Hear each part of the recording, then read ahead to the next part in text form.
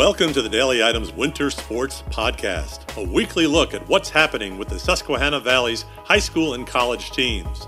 From Bucknell and Susquehanna University men's and women's basketball to all the high school hoops, wrestling, swimming, and more, the Daily Items Sports Team has the latest on the players, coaches, and teams to watch. Now, here's your host, Daily Items Sports Editor, Kurt Ritzman. Hi, I'm Kurt, and welcome to the Daily Items Winter Sports Podcast. I'm happy to be joined by Chris Nagy to talk a little wrestling to start tonight off. So, sectional wrestling, the South Sectional, Southern Columbia gets its whole team through. Have you ever seen that? Never.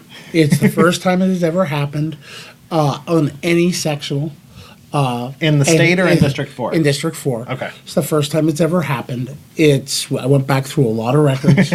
I purposely just said Southern Sectional in my story, but I went back through a lot of records. And you got to remember, over the years, we have oscillated between 8 and 14 weight classes. So there was a better chance years ago to do this, and it never happened. So to get 14 through and to do it the way they did it, there was only they had 10 finalists. Wow. One kid automatically, because it was Brady Freese at 106, automatically made it into the fourth placement. So, and just 3 kids had to wrestle back, and they wrestled back by going with 2 pins and a major decision. That's emphatic. That's huge. It's like you're talking to Jerry Marks, who is very articulate, very together. He's just like, scratching my head, Chris. I don't know what to say about this. So, and then to score 300 points, which is also a sectional record. Wow. It's also a record in District 4 for most points. 307 points. That's unheard of. That really is. And it was, I wouldn't say it was a you-know-what kicking. I would just say it was just Southern saying, yeah, we're this good. Outside of Southern, who impressed you at the South Sectional? Well, the story had to be, one of the big stories had to be Maximus Madden from Shamokin. And I caught up with Max afterwards, after he got his medal and that, about winning his first sectional title as a freshman, and this is what he had to say. First sectional championship, how does it feel? It feels pretty good. My hard work is paying off. Talk about your day today. It was a pretty special day. I've been preparing for it for weeks now, just getting ready for this moment, and it paid off. So, I know a couple weeks ago you said a kid to watch out for was Max Madden. So what was he able to do? And I guess what did you see from him early in the season that you thought, yeah, he could be a factor come playoffs? Confidence. Okay. 100% confidence. Max, and story in Thursday's Daily Item, a feature I did on him. It seems like Max has been bred for this moment. He's been trained and everything else for this moment. We're going to see how good Max Madden is over the next couple weeks. Max Madden reminds me a lot of wrestling fans will understand this, reminds me more of Brandon Smith than Ryan Solomon. And by saying that, Brandon Smith was an athlete who wrestled. Okay. Ryan Solomon was a wrestler. So when you look at this right now, Max is more of an athlete who wrestles. He's wrestled all his own life, but he's relying a lot on just being stronger than everybody at 152. We're going to see that this week. Let's see what happens when he's running against kids who are wrestlers. Okay. We'll see how he is in that. I think he's going to be at States. I think he has a great chance of picking up a medal at States. But just let's see where he is now and where he is in his development. He's going to be a fun kid to watch. You said when we talked going into sectionals, you said don't expect too many surprises, not too many upsets. That you thought the best kids would get through.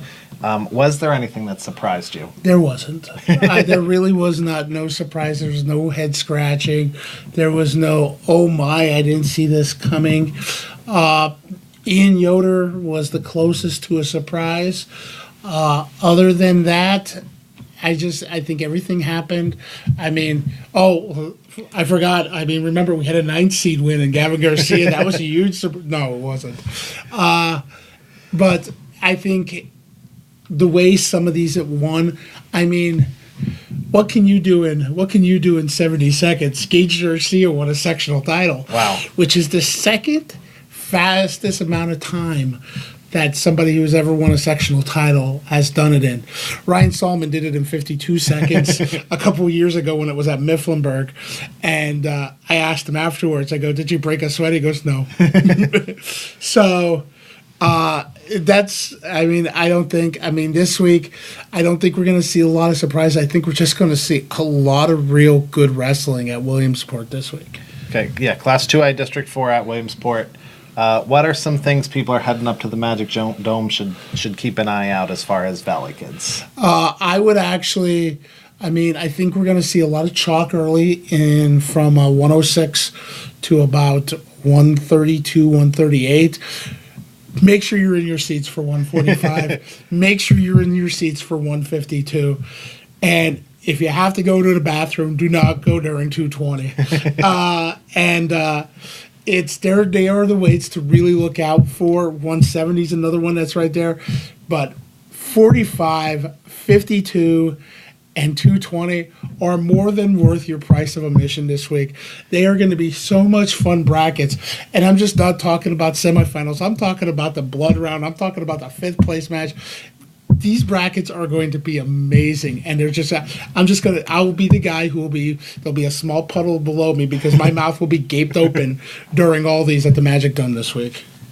Quickly, chances Southern gets 14 through to regionals. I'm going to say they're going to get 9 through. Okay. I really do. I think they'll be 9 through the regionals. I thought they were going to get 9 to 10 to states.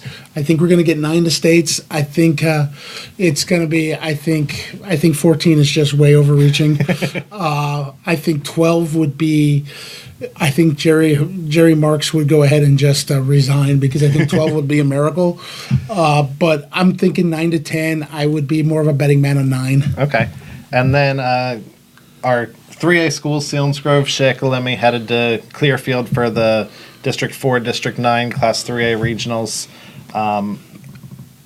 What are you looking for from those two teams? I hate to be a broken record, but 220 is going to be fun once again because you're going to see Nate Schoen and Adam Young probably in the final. The Balestrinis are going to be fun to watch. I would look at some of the kids that we don't hear a lot of. One kid that might be a real big surprise for coming out is going to be Selinsgrove's Ryan Ament. Okay. Even his coach has said down at Team States, you never know what you're going to get from Ament, but when you get it, it's good. And Ryan Ament could be he's in one of those weight classes where Ryan Ament could actually punch his ticket to States. Wow. But we're gonna watch Siders. We're gonna watch Coy Bastion. They're all the kids to kind of look forward and everything else in that. I think the team race up there is going to be between DuBois, Williamsport, and Selinsgrove. So it's going to be a nice little 3-way there for that. Okay. So a lot of stuff to keep an eye on. Make sure you pick up the Daily Items to read all the wrestling coverage, not just this weekend, but next week heading up through regionals also. I want to thank Chris for joining me, and I'm going to welcome in Todd Hummel to talk some basketball. All right, now I want to welcome in Todd. We'll talk a little boys basketball to start. I used to be at the beginning. I'm welcomed in. I was so confused by that start. I know. Well, wrestling playoffs are closer to ending than basketball. This is true. Wanted to dive into that at the beginning. And Chris was here earlier. So it worked out well. I don't even know if we've played any boys' playoff games yet or if tonight's the first night. They played a couple Class A games on Monday. Okay. Lords found out their opponent. They'll play Sullivan County in the semifinals. But yeah, there has between the snow yesterday and Monday, and they didn't start till Tuesday. So yeah, not much has gone on since the last time we talked. Danville got surprised in the semifinals of the HAC tournament, so was wrong in that prediction. Loyalsock ended up winning the tournament, but I wonder if that's a good thing for them coming into these 4A playoffs. I mean, they're obviously the favorite as the number 1 seed, but they've now lost to the number 2 seed, who's Montoursville, and that. That probably gives Montoursville some confidence they didn't have because they played real well in that game last week over at Shikellamy. Really shot the ball well. Austin Lowe did a good job of frustrating Dyson Harward. Austin Lowe has enough size to frustrate Dyson, and then those other teams. I think tonight I'm heading out to Shamokin. The late game there is Shamokin and Lewisburg, and Lewisburg's been playing real well at the back half of the season. And I think if there's, I'm not saying there's going to be an upset, but if there is an upset, I think in the first round of the 4A playoffs, it might come here because Lewisburg plays some real tough man-to-man defense, and like I said, has been playing well. Coleman Witherwright has given them some scoring that they didn't have at the beginning of the season. And I think that, but I think Danville's a favorite in 4A. And the other interesting game that is tonight, we're doing this on Thursday, is Mount Carmel and Southern Columbia. And that, that kind of depends on who plays for Southern Columbia. Julian Fleming, I think it's been almost 2 weeks since he played a basketball game, and nobody really knows if he's going to play tonight. I'm pretty sure Mount Carmel's hoping not. Those two teams split. And, that was another game I got to see in the HAC tournament was Mount Carmel and Loyalsock. And it's a game that, you look at the final score, Loyalsock won by 20 and scored almost 90 points on them, but it's kind of a game I would like to see again. Mount Carmel missed a lot of short shots, rushed some things. That's what Loyalsock wants to make you do, but I think if that's a chance for them to meet in the 3A playoffs again, I think that could be a fun game, and I kind of stand by that 85-80 that I said last week because Loyalsock got the 85. Mount Carmel just kind of didn't keep their end of the bargain in the fourth quarter, but yeah, that has a chance, a potential to be a real fun game. What else is tonight?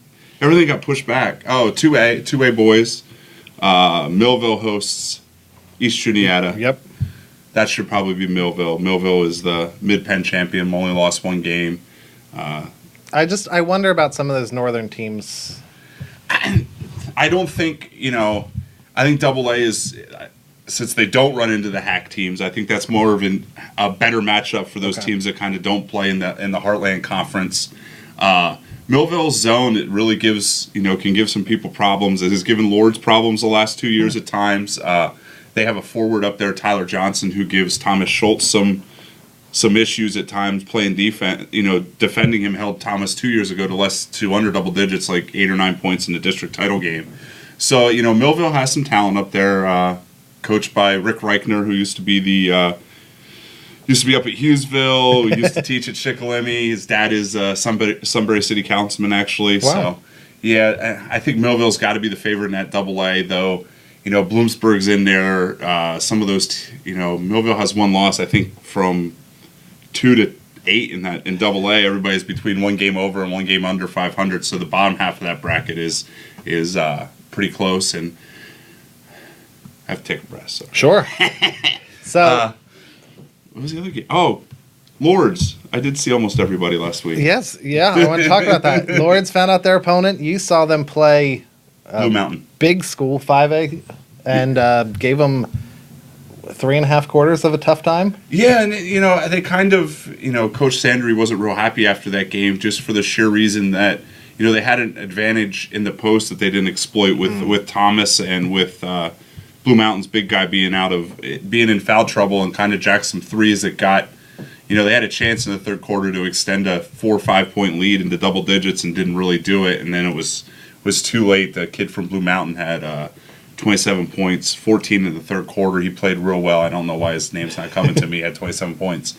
But, yeah, and I find it hard to believe this is going to be a Class A team around here to give them, stay close to them. I think if anybody has a shot, it's St. John Newman, who just got their best player back, sophomore David Hill, who is, is either Elise Johnson's little brother or Richard Anderson's little brother, but one of the two best players in St. John Newman history. Their little brother, he's a really good player, and they beat they beat a Southern team with Julian Fleming when they were healthy, so they're good.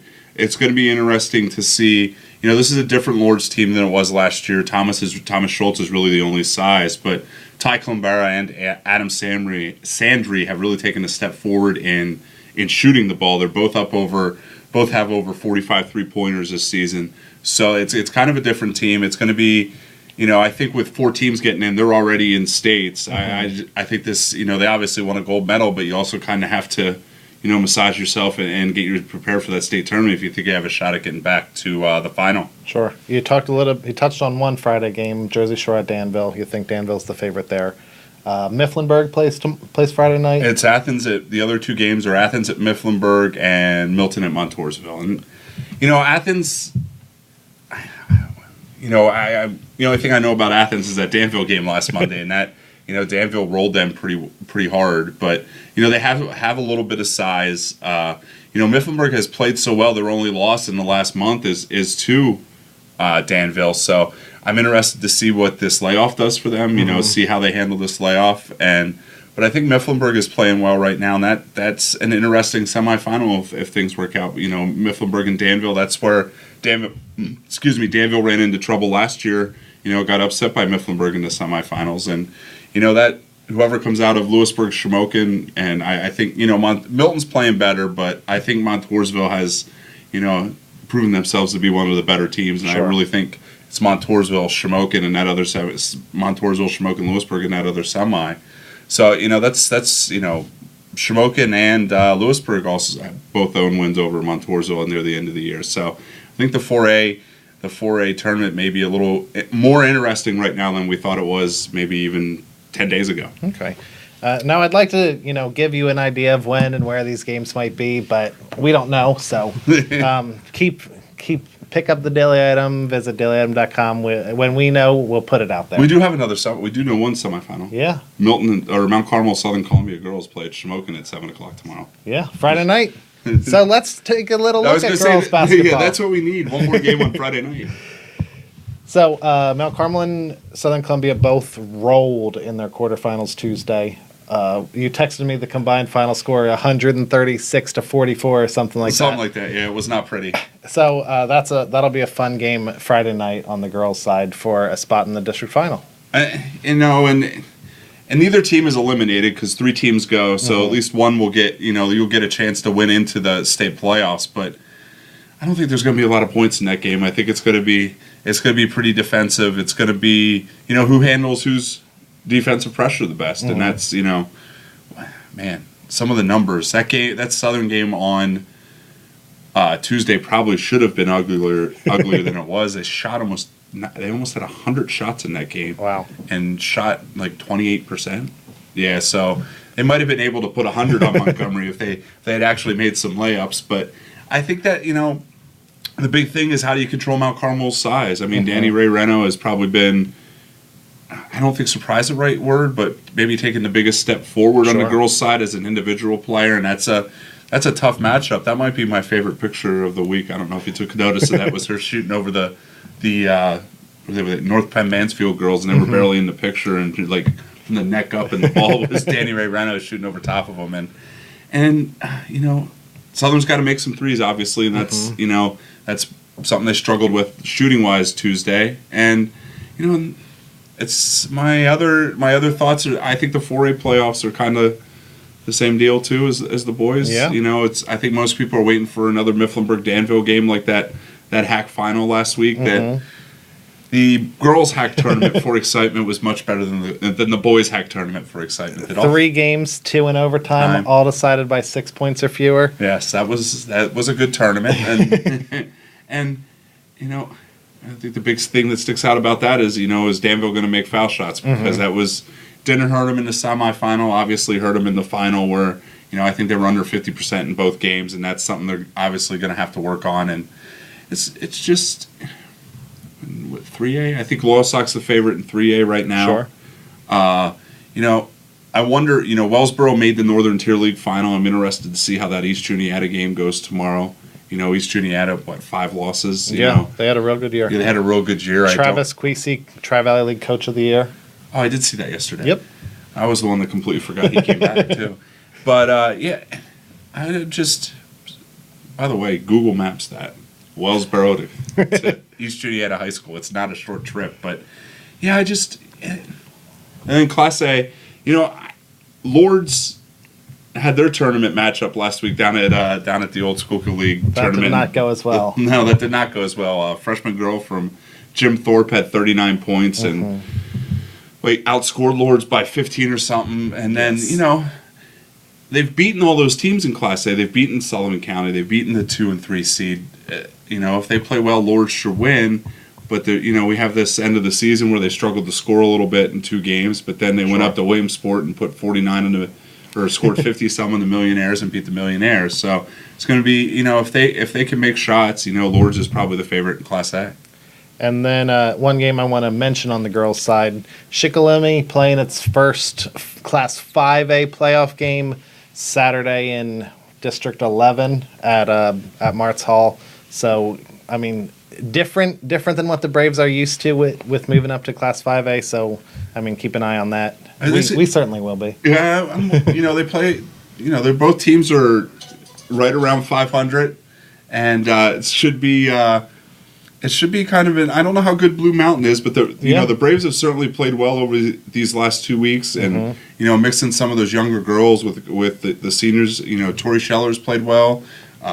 Jordan Moten has had moments off the bench, and then Traylon Hummel has been outstanding this last month of the season. And I think we thought at the beginning of the season we wouldn't have any 5A victories, but it wouldn't surprise me if the Braves play defense, and if you're not used to the way Coach Delagrati is going to play defense, there's a good chance that game grinds down into the 30s, and Schick certainly has a chance to win that one. Yeah, I just interested to see. I mean, so many of our basketball playoffs are okay. Like, this is the fourth time we might see Danville Mifflinburg girls, so it's kind of cool to see Schick Blue Mountain for the first time in who knows how long. Unless you have to go to Pottsville at 7:00 on Saturday. Well, I'm not going. Sounds like a job for Mike Bullock. There you go. So we want to talk a little bit about college. Susquehanna women's season came to an end last Saturday at Juniata. The men lost a tough one that would have let them be home Thursday night. But instead, Riverhawk men are headed to Moravian Thursday night for the Landmark Conference semifinals. So make sure to get Friday's Daily Item, find out what happened. What thoughts? What do you think? Riverhawks on the road, semifinals. I think they've obviously wanted that game at home. They played Moravian much better at home, won at home. The freshmen are older, though, than that first trip to Moravian, which was right after Christmas break, I think. And so, that's a matter of how you handle the pressure of shooting on the road and scoring points. And they didn't do so well out at Juniata when they had a chance to clinch. They didn't answer that call. That's also a rivalry game too. So, Coach Barsetic will have them ready to play Thursday night, and we'll see how it goes. It wouldn't, don't be surprised if we're talking about Susquehanna in the tournament next Wednesday, and wouldn't be surprised if they lose this game tonight either. I think these teams are so evenly matched that almost anything can happen in this playoffs. Bucknell men have hit a little bit of a hiccup since we last talked to you. Lost their last two at Holy Cross, at Colgate. Good news, two bits of good news. 11-4 in the Patriot League, still tied for first with Lehigh, who they swept, so they hold the tiebreaker. Other good news is they get Lafayette at home on Sunday, which is usually a pretty nice win for the Bison men. Well, and that also allows them to kind of focus on this and not look past the team that they probably should beat, since they need this win so bad. And I think when I put the story in Monday night that it was the first time in 3 seasons they've lost back-to-back Patriot League games. Wow. So that's how well Bucknell has played in the leagues, for the last 3 or 4 years. And I think they'll respond to this. I mean, it's a senior. Obviously, these seniors are not going to give up on this season after 2 league losses. Obviously, but we talked about that law a couple weeks ago and thought it was had a chance to come 2 weeks ago, and it just looks like the law came now. They're not shooting well. They're not playing defense as well as they are, and I assume a couple loud film sessions over this week will probably get them back into shape, and probably should do a number on Lehigh or Lafayette on Sunday. Right. Are Colgate and Lehigh done too? I'm not sure if they've played each other twice. All right. But, Colgate's a tough trip. Yeah. Holy Cross is the longest road trip in the Patriot League. Oh, maybe Boston. I think Boston's a little further than Holy Cross. But I mean, losing those two on the road are not terrible losses. But I was going to say, neither are close. No. Bucknell's still tied 1 game up on Colgate, but there's a big gap between Colgate and the 4 spot. So yeah, I don't think Bucknell's going to have a first-round home game at the least. I would expect them to have get one of the play-in games, even if things go poorly, play-in game winners, and then be home in the quarters. Women keep rolling. Won their 12th in a row Wednesday night. Is that a school record for threes, I think I saw in the season? Yes. And Beth's best start at 22-4 overall in school history. Josh Funk braved the weather Wednesday night to go out there and watch them dominate Loyola. Won by 32, I think. Loyola have like 7 players. Yeah, and they were without their leading scorer. But still, it's another win. Yeah. 12 in a row. They're 13-1 in conference play.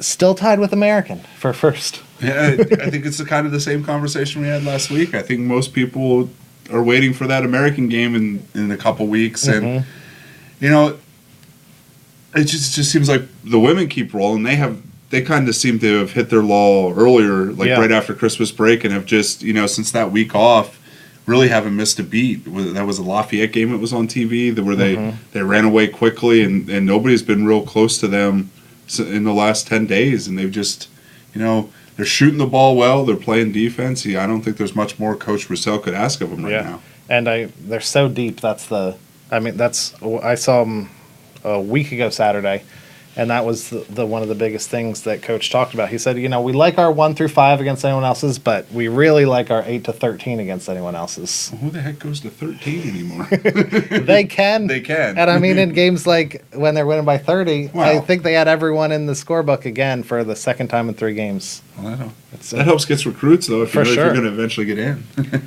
All right. And that's our look at sports in the Valley for the week. Make sure to pick up the Daily Item. We got a lot of playoffs, basketball, wrestling, college. There's going to be no shortage of things. How's that?